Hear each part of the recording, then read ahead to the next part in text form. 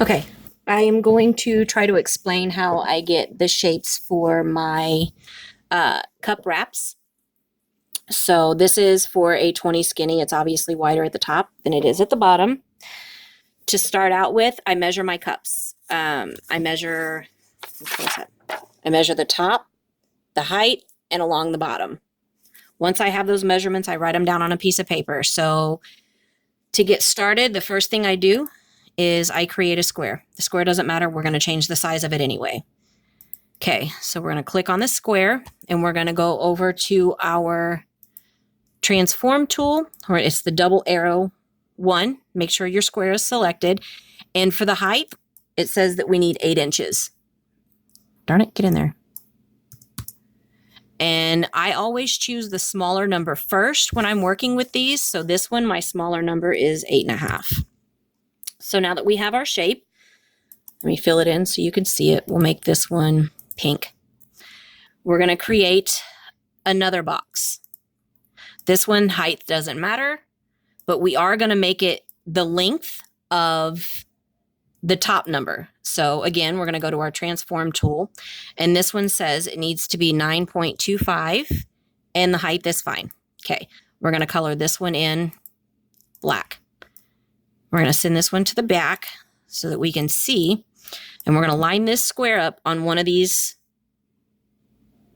lines so that we can center this one on the same line. So it's going to come down. So you should see how much bigger this box needs to be. So now if you double click on the pink box, you're going to get these nodes, these edit nodes.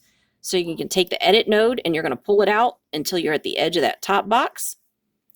And then you're going to pull this one out till it's at the edge of this box.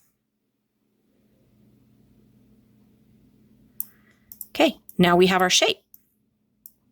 I do this for all of them in order to make the wraps. The 30 ounce is different,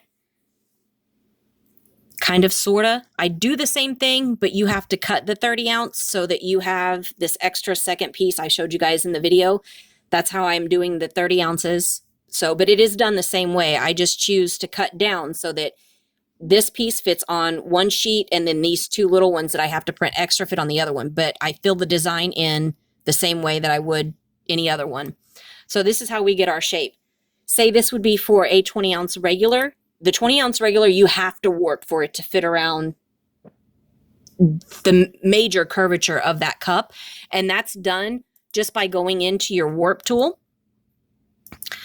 And then you have to enter your numbers. You need to measure the width of your cup across the top, across the bottom, and also your height. And that'll give you the warp that you need to do it. And then when you're done with warping it, you obviously want to, I don't print full fill. I just turn it into an outline, and I make sure that I widen the thickness of the outline so it actually shows up.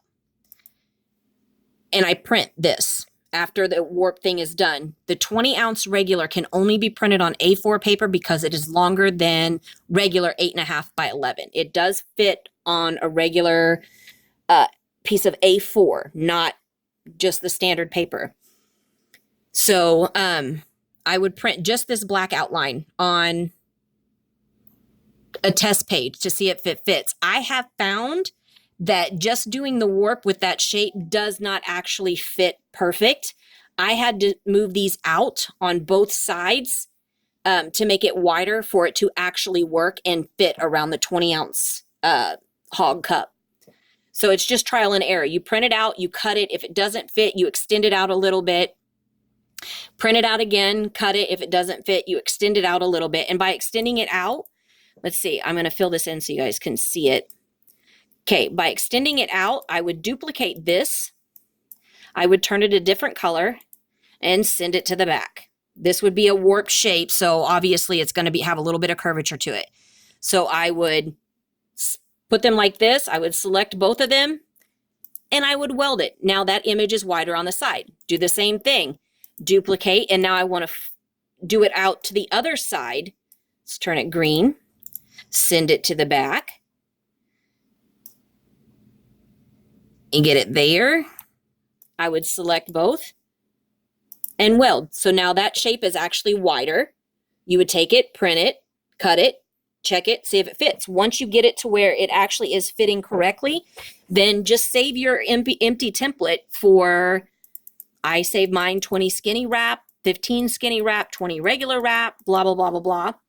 When you get all of that done, to pull an image in, like I told you guys, I don't just, let me see. I don't just drop an image in. You can just drop an image into there. Bam, you're done.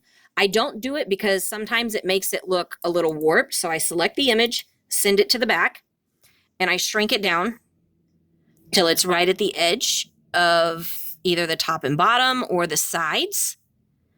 And put it in here. Once I have it where I want it, you select both. And all I'm doing is clicking and dragging over both of them. And then you would just use your crop tool and bam, you're done. So that's how they're done. I hope this helps. Thanks for watching, guys.